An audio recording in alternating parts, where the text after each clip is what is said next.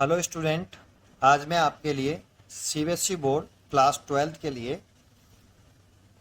एक multiple choice question लेके आया हूं। क्वेश्चन रीड करते हैं। Two cell of EMF E1 and E2, E2 is greater than E1 and internal resistances R1 and R2 respectively are connected in parallel as on figure given है। Choice दे रखी है A4। The equivalent EMF of the two cell between E1 and E2.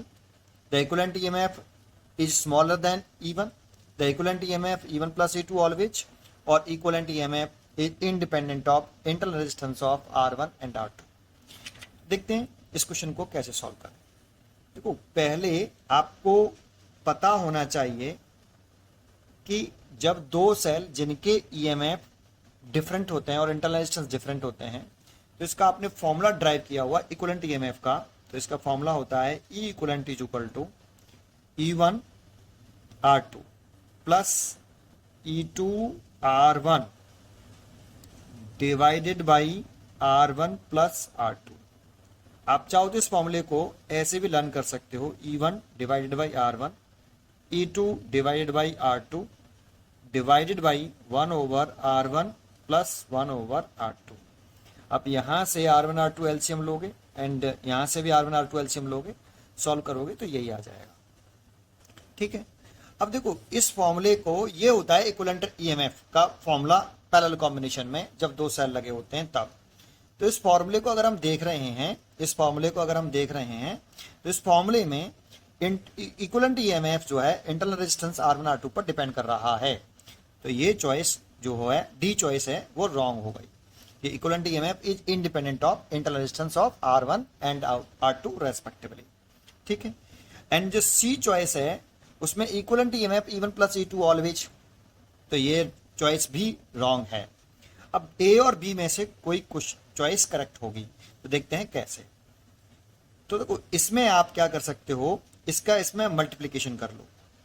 E1 E equivalent multiplied by R1 plus R2 is equal to E1, देख लेते हैं कैमरे में सही आ रहा है, ठीक है, E1 R2 plus E2 R1।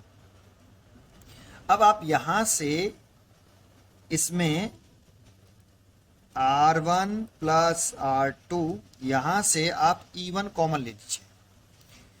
Common लेंगे तो यहाँ R2 बचेगा और यहाँ E2 डिवाइडेड बाई E1 और R1। ठीक है। अब इस E1 को आप इसके नीचे ले आइए। E equivalent R1 plus R2 divided by E1 is equal to R2 plus E2 divided by E1 और R1। R2 को आप इस लेफ्ट हैंड साइड में ले आइए, तो E equivalent R1 plus R2 divided by E1 minus R2 is equal to E2 divided by E1 R1। ठीक है। अब आप क्या करिए, इस R1 को भी इस साइड में ले आइए। अगर आप इस R1 को इस साइड में लाओगे तो क्या लिख सकते हो, E equivalent R2 plus R1 divided by E1 R1, इस R1 को लाए, minus R2 divided by R1 is equal to E2 divided by E1। ऐसे, ये ऐसा क्यों किया, क्योंकि हमें क्वेश्चन में क्या गिवन है, ये क्वेश्चन में गिवन है, देखो हमें ये कि E2 जो है वो ग्रेटर है E1 से। तो जरा देखो, इसी से हम पता लगाएंगे कि E इक्विवेलेंट बड़ा है या E1 बड़ा है। ये रिलेशन कैसा है, इस रिलेशन से पता पड़ेगा। कैसे पता पड़ेगा, तो देखो, बट गिवन है कि E2 is greater than E1।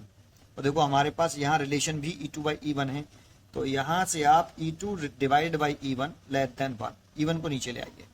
अब इसकी वैल्यू ये वाली देखो, इसकी जो वैल्यू है ये वाली आप यहां पुट कर दीजिए। अगर आप इसकी वैल्यू यहां पुट करोगे तो क्या लिख सकते हैं, E equivalent R2 plus R1 divided by E1 R1 minus R2 divided by R1 greater than 1। ठीक है। अच्छा, इससे आगे स्टेप मैं यहां करता हूं, इसकी लाइन खींच लेता हूं। ठीक है। अच्छा, इसके बाद आपको क्या करना है, इस वाले फैक्टर को इस साइड में ले आइए, राइट हैंड साइड में। E equivalent R2 plus R1 divided by E1 R1 greater than 1 plus R2 divided by R1। अब आगे स्टेप में बस कैलकुलेशन करना है।